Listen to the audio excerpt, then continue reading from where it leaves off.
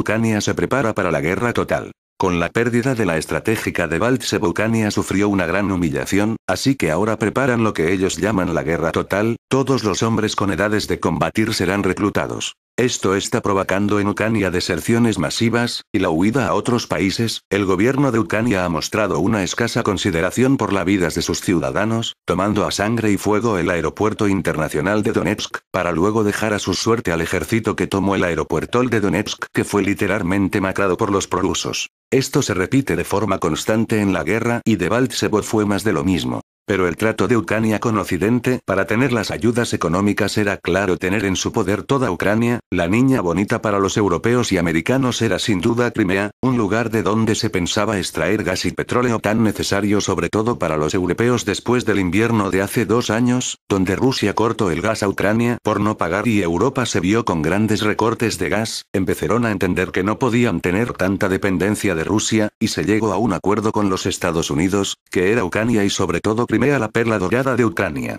donde se tendría un lugar con salida al mar y se podrían realizar hoteles para crear un turismo de alto standing. Pensaron que el buen momento de Rusia económicamente frenaría a Rusia de cualquier intento por Ucrania, y esto fue un gran error estratégico. Ucrania no solo es un lugar con mucho gas y petróleo, sino la única salida al mar Azov para los rusos. Además, bajo tierra existen unas pirámides descubiertas hace 2 años por la que rusos y americanos están dispuestos a todo por conseguir información de este lugar. La Junta de Ucrania ha tenido que ceder de forma clara, bien haya sido por la situación militar o por la presión de Alemania y Francia, que han actuado como garantes del mismo. Ucrania se ha convertido en uno de los eslabones más claros de la geoestrategia actual, con permiso de Siria. Cuando después de casi un año de guerra 3 dirigentes políticos como Putin, Merkel y Hollande, Poroshenko no cuenta, es un pelele ucraniano en manos de Estados Unidos, dedican varios días a un acuerdo de este tipo, es que se está poniendo en juego algo muy grande. La guerra, por ejemplo. Porque eso, y no otra cosa, es lo que están buscando con ahínco los Estados Unidos para revitalizar su complejo militar industrial y, de paso, su economía. Junto con el desplome de una Rusia pujante en el ámbito económico y con un papel estelar en el ámbito internacional. No hay que perder de vista que desde enero está en funcionamiento la Unión Económica Euroasiática, Rusia, Bielorrusia, Kazajstán y Armenia, con la incorporación de Kirguistán en mayo, que China ha ofrecido a la UE firmar un tratado de libre comercio y que Rusia está agilizando las alianzas militares con países latinoamericanos como Cuba, Nicaragua y Venezuela, volviendo de forma clara a contar con una importante presencia en América Latina. Es evidente que una acción de este tipo en Ucrania solo se justifica si el miedo de la UE a una guerra, junto al rápido deterioro de la situación militar y a la bancarrota evidente, política y económica de Ucrania, no hubiese obligado a las dos potencias de Europa. La otra, Gran Bretaña, se alinea incondicionalmente con Estados Unidos en todas las ocasiones, a meter en vereda, o llevar algo de cordura, así sea temporal y a la fuerza, a Poroshenko. Porque esta es otra de las cuestiones a resaltar de este nuevo acuerdo. Poroshenko se ha visto obligado a dar su visto bueno al mismo por la presión de Alemania y de Francia, aunque cuente con el apoyo de Estados Unidos, y ha tenido que aceptar una mala paz para prevenir un desastre militar, otro más, ante unas milicias que no son todavía un ejército unificado.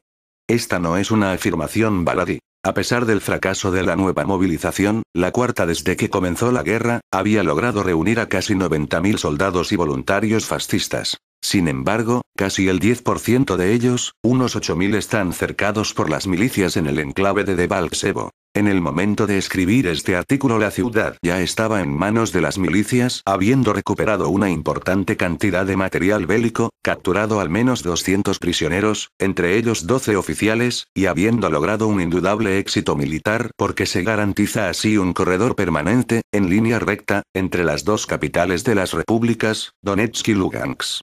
Es más, junto a este hecho, que pone de manifiesto la capacidad de combate de las milicias, se está diciendo que la junta neonazi ha perdido 3.008 soldados, 3 aviones, un helicóptero, 209 tanques, 199 vehículos de todo tipo y 225 cañones. Si hubiese seguido la situación así, la derrota de los neonazis hubiese sido catastrófica, por lo que tanto Alemania como Francia tuvieron que acudir en su ayuda y, al mismo tiempo, intentar retrasar una mayor implicación de Estados Unidos en la guerra, puesto que estaba a punto de ofrecer material militar a Ucrania. Al menos temporalmente, esto se ha parado con este nuevo acuerdo. Lo que se está filtrando del mismo deja a Poroshenko en muy mal lugar. Se le retrata como un hombre sin iniciativa alguna, saliendo una y otra vez de la sala de reunión para hacer llamadas telefónicas al Estado Mayor del ejército ucraniano, y se supone que a Estados Unidos se le veía demudado a medida que pasaban las horas y constataba lo que estaba encima de la mesa, se le veía tembloroso y sudoroso. Incluso se dice que el acuerdo que se acabó firmando no es el original, sino uno más dulcificado porque Poroshenko, después de esas llamadas telefónicas, dijo que según estaba la redacción no lo podía asumir. Si eso es así y, por el momento, entra dentro del campo especulatorio a la espera de más datos, estamos ante una indicación clara de que tanto Alemania como Francia estaban dispuestas a ir mucho más allá de lo que se ha ido. Porque cada vez es más evidente que desde septiembre para acá, desde que se constató la incapacidad de la Junta neonazi de Kiev de cumplir o doblegar al Donbass, como ha ocurrido con la recuperación del aeropuerto de Donetsk por las milicias, ha cambiado la relación de bastantes de los países de la UE respecto a Ucrania, pasando del apoyo incondicional a una frustración apenas contenida por el costo económico y político que supone el mantener a este aliado. Ucrania es un país en bancarrota, y el crédito que el FMI concedió 2 horas después de la firma de este nuevo acuerdo, por un valor de $17.500 millones, no va a paliar mucho la situación, aunque sí a corto plazo porque supone algo de fluidez para las arcas ucranianas. Con este dinero Ucrania va a profundizar sus privatizaciones, ya se ha anunciado que el precio del gas se aumentará el 280%, a desmantelar lo poco que queda de servicios públicos y, también, a modernizar su armamento de cara a la nueva y seguro definitiva ofensiva contra el Donbass. Sin embargo, este crédito se concede a lo largo de 4 años y nada garantiza, al menos por el momento, que con un agravamiento de la guerra eso se mantenga. Aquí se entra en la cada vez más evidente disputa entre una parte de la UE, representada por Alemania y Francia, y Estados Unidos, junto con otra parte de la UE como Gran Bretaña, Polonia y los países bálticos. Los primeros necesitan a toda costa rebajar la tensión con Rusia y los segundos quieren continuar con la presión para debilitar a la cada vez más pujante potencia. Este enfrentamiento se está soslayando con el empuje de la OTAN, donde el liderazgo estadounidense es incuestionable. El envío de tropas a Polonia y los países bálticos, el reforzamiento de las bases aéreas y el lenguaje agresivo que sostiene, en contra de las evidencias, como por ejemplo manteniendo que hay tropas rusas en el Donbass, cuando la propia Organización para la Seguridad y Cooperación Europea, OSCE, lo niega, dejan muy a las claras que el objetivo final es completar el cerco contra Rusia y ese cerco se cierra con la entrada de Ucrania en la OTAN. Los neonazis de Kiev ya han dado el primer paso, derogando el acuerdo por el que Ucrania pertenecía al movimiento de países no alineados. Y, como es lógico, el Donbass ya ha declarado por activa y por pasiva que no va a aceptar nunca la presencia de la OTAN. El primer ministro de Donetsk, Alexander Zakharchenko, lo acaba de decir bien otra vez. Para ellos la pertenencia a la OTAN es inaceptable y el simple hecho de plantearlo supone convertir en papel mojado el nuevo acuerdo que se acaba de firmar en Minsk. En mayor medida, este es el casus belli de Rusia porque nunca va a aceptar la presencia de la OTAN en sus fronteras y Ucrania es su última frontera. A día de hoy, tanto Alemania como Francia son conscientes que mantener la tensión con Rusia va a llevar a sus países al desastre. Las sanciones agrícolas y ganaderas que impuso Rusia en represalia por las sanciones que la UE había impuesto previamente están llevando a la ruina al sector y ya se reconoce de forma abierta que las pérdidas que están ocasionando las sanciones rusas se cuantifican en más de 21.000 millones de euros, 3 veces más de lo que se preveía inicialmente. Por el contrario, las sanciones europeas y estadounidenses a Rusia han supuesto a este país unos 32.000 millones de euros, por lo que casi es comido por servido. A ello hay que sumar los puestos de trabajo que se están perdiendo en toda Europa. Pero también hay que añadir otras cuestiones de relieve, como la construcción naval. Francia construyó un portahelicópteros a Rusia, el Mistral, que está varado por las sanciones. Pero son 600 millones de euros muy necesarios para las arcas francesas. Por ello Francois Hollande es uno de los más fervientes partidarios de que se llegue a una solución digna para los intereses de la UE y, por lo tanto, para Francia, y poder normalizar las relaciones con Rusia.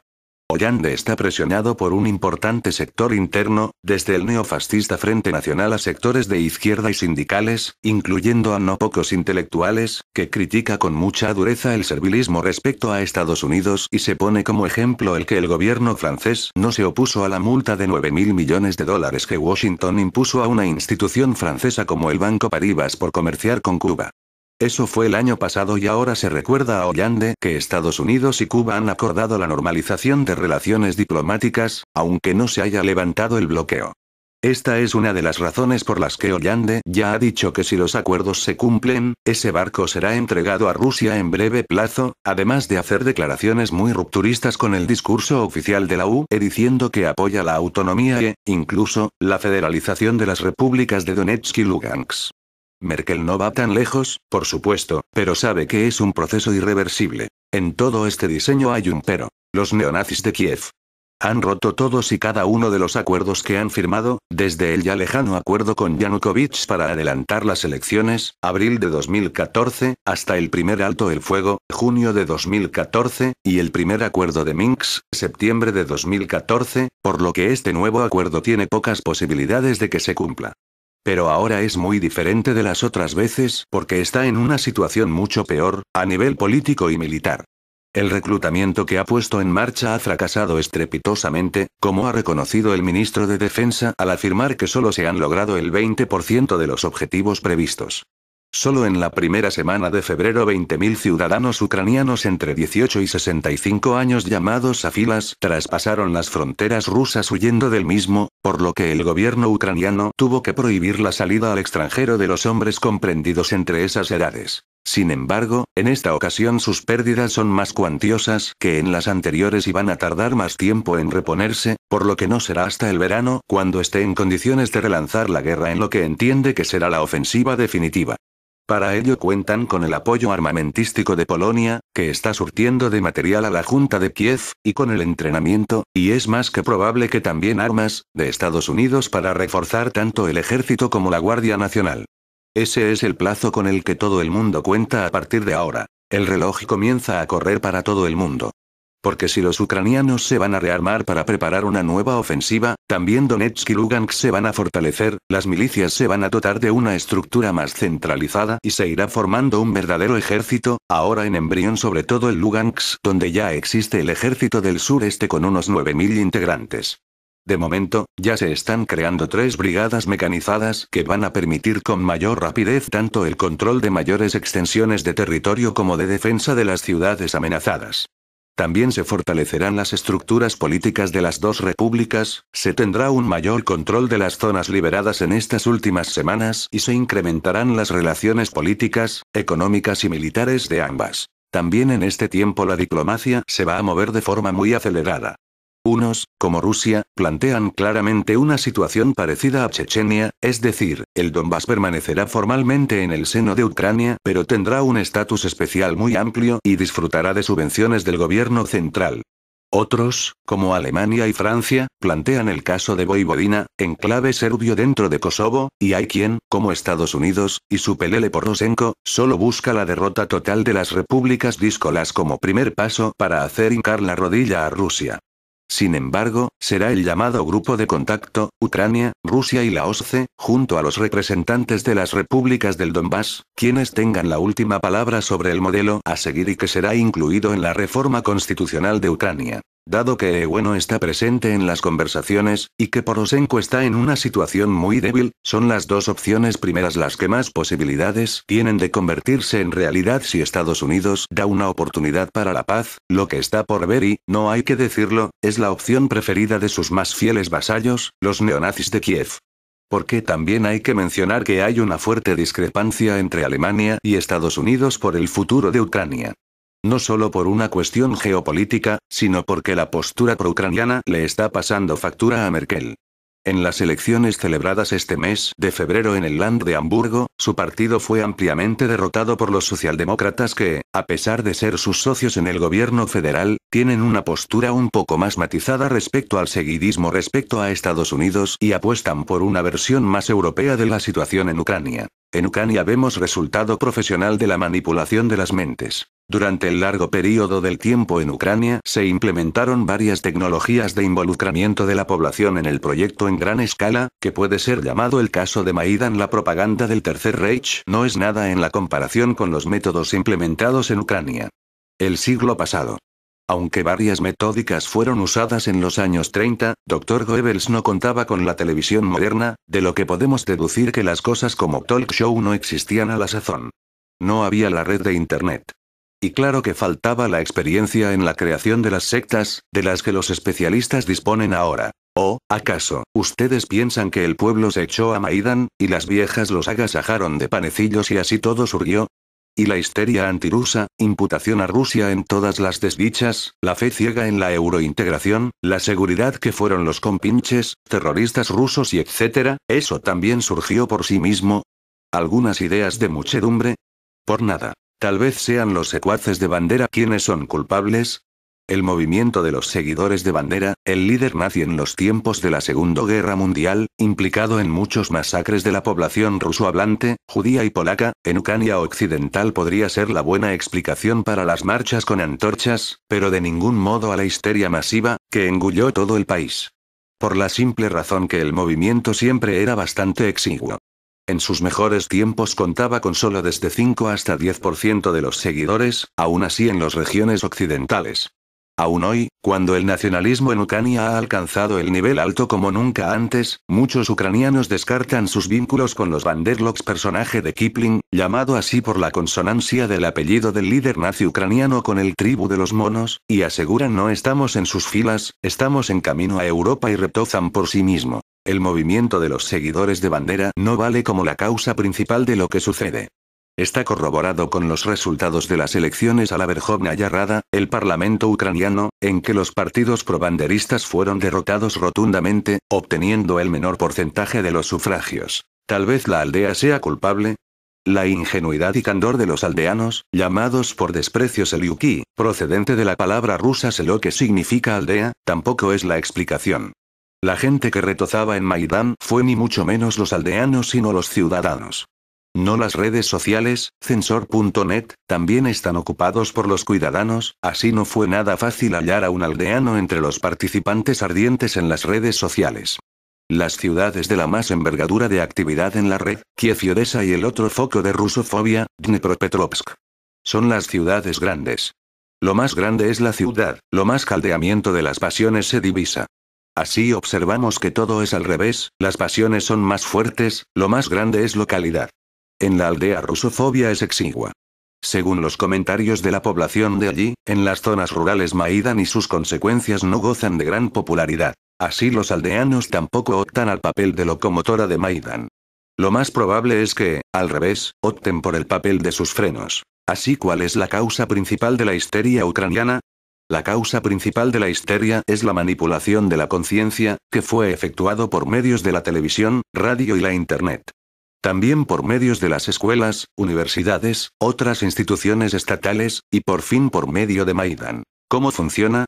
Uno de los métodos de manipulación más efectivos es la tertulia de tele, talk show.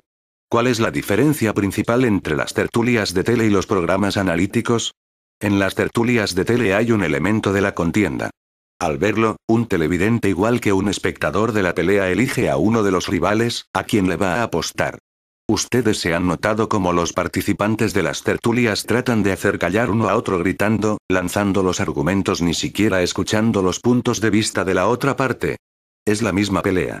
Y un televidente se hace un hincha, que empieza a dar soplos en su mente, y algunos hasta en voz alta a su combatiente. Al tomar la parte, un espectador adopta una posición del combatiente, sigue sus argumentos y los desarrolla.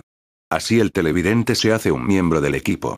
Su tarea se concluye en la elección de la parte propicia para por el televidente, para que sea posible llevarlo más lejos al bosque. Así dirigir la posición de un espectador en la dirección deseada. Ensanchar y profundizar la opinión necesaria, revelar y consolidar. Por ejemplo, empecemos con algún argumento contra ruso evidente, como si Gazprom aumentará los precios. ¿Acaso haya algún ucraniano que no pique al este anzuelo? Y ustedes, si fueran ellos, picarían. Si les anuncian que en Rusia de repente suben los precios de iPhones, ustedes casi por cierto estén predispuestos hacia aquel parte que promueve el tesis y va a pugnar por los derechos de los consumidores rusos frente a las corporaciones norteamericanas. Al enganchar a un televidente con el argumento irrefutable, así podemos desarrollar el tema y llevar la conversación al lado necesario. Apretando los botones necesarios de un fulano, precios, tasas, se elevaron los precios, pequeño salario, quién está culpable, robaron, corrupción etc., se puede lograr que con este condimento un televidente va a atragantar todos estos ardides sobre Rusia, Moscals. Putin, Yanukovych, la otra vez sobre Moscals. Solo al echar un vistazo a tal tertulia un televidente no se hará un rusófobo. Pero si sigan cantando la misma canción de la manera diferente durante 10 años seguidos por medio de todos los canales, 70.180% se contagiarán de rusofobia. Sin duda, 70.180% es solo la aproximada parte de la sociedad sometida a inculcaciones y propensa a actuar, siguiendo el rebaño todos se corren y yo correré. La gente con el colectivismo recalcado. No solamente someten a las inculcaciones, sino también propensas a seguir la muchedumbre. El efecto con el carácter de avalancha. Apenas la parte suficiente de la gente, a quien no le cuesta nada inculcarse aferre al tema, lo que promueve el presentador, los demás se adhieren al grupo en el estado de formarse en un santiamén. Asimismo se reúnen las sectas. Solo que las sectas normalmente se juntan en las salas de actos y el presentador en vivo hipnotiza a los recién afilados, se sumergen en el trance. La tertulia no inmerge en el trance. Su afecto es mucho más lento, pero por su duración y escala casi no cede antes del proceso de la formación de las sectas comunes. La sugestibilidad casi no depende del nivel de la formación y crianza. Es la característica de la personalidad. Por ese entre los Maidanuti y así de modo despectivo los llaman a los secuaces de Maidán, hay bastante cantidad de las personas honorables y bien criadas. Y ninguna formación les impide creer a pies juntillas en que el Mar Negro fue cavado por los ucros antiguos. La patraña que asegura que un pueblo inexistente llamado ucros dio origen a los ucranianos contemporáneos. Porque es la secta. El líder espiritual dijo que cavaron y todos repiten como loros. Cavaron a todas luces. A propósito, muchos norteamericanos, en su masa muchos con formación, son bastante religiosos y creen en muchos cuentos chinos.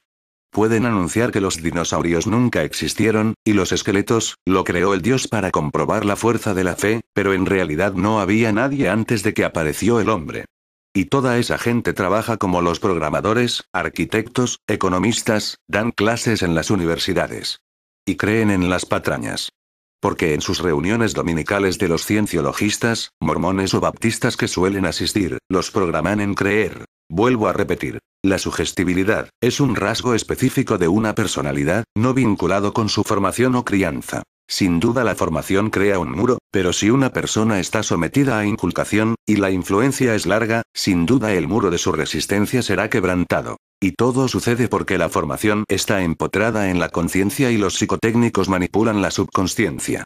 Al fin y al cabo la subconsciencia afecta el comportamiento de las personas. Al inicio de muchas sesiones de hipnosis el conductor pide que los participantes tomen las manos de uno a otro. Y luego ellos no pueden desengancharlos sin permiso del presentador. La gente así no es capaz de resistir a la hipnosis e inculcación. Y no es porque es mala gente. Eso se pasa fuera del control. Y hay mucha gente así. Más de la mitad de la población de todos los países de cualquier nivel de formación e ingresos se someten a inculcación. Hay escasas personas a quienes no les afecta mucho la influencia o afecta poco tiempo, sin echar raíces en su consciencia. Se puede convertir la población de cualquier país en la gran secta. O en el surtido de pequeñas, como quiera. Solo hay que lograr que la población vea los materiales escogidos especialmente. Las teletertulias, talk shows, no son el único método de manipulación. Solo que es muy común por el efecto producido. Con un poco de afán se puede lograr que las dos partes de la misma tertulia lleven a la misma secta. Pueden discutir uno con otro, pero perseguir la misma meta. Por ejemplo, uno opina que hay que pintar las vallas y bancas en las ciudades en los colores de la bandera nacional a cuenta del Estado y el otro al revés, que la población done sus propios ingresos para eso. Parece que discuten, pero en el fondo se divisa la misma idea, que hay que pintar. Como axioma. Ya los picaron en anzuelo. Bienvenida a la secta, el otro grupo de los borregos. En el texto del autor Amsteres, en ruso tiene el sentido parecido al borrego español. Se puede manipular la consciencia por medio de las noticias y programas analíticos. Transmitimos una trama que mala es Rusia, después una trama con la buena Europa. Basamos el programa en contrastes. Y así durante 10 años. Pueden haber tramas sobre varios ámbitos de la vida, pero la esencia es la misma. En 10 años todos quienes vieron este programa supondrán que Rashka, despectivo de Rusia en la jerga, caerá en picado y la eurointegración es la única vía del desarrollo posible, que pueden cuestionar solo los badniks que no están en sus cabales, despectivo de los rusos en Ucrania. Ya, todo hecho. La otra masa de biorobots lista, bienvenidos a la secta.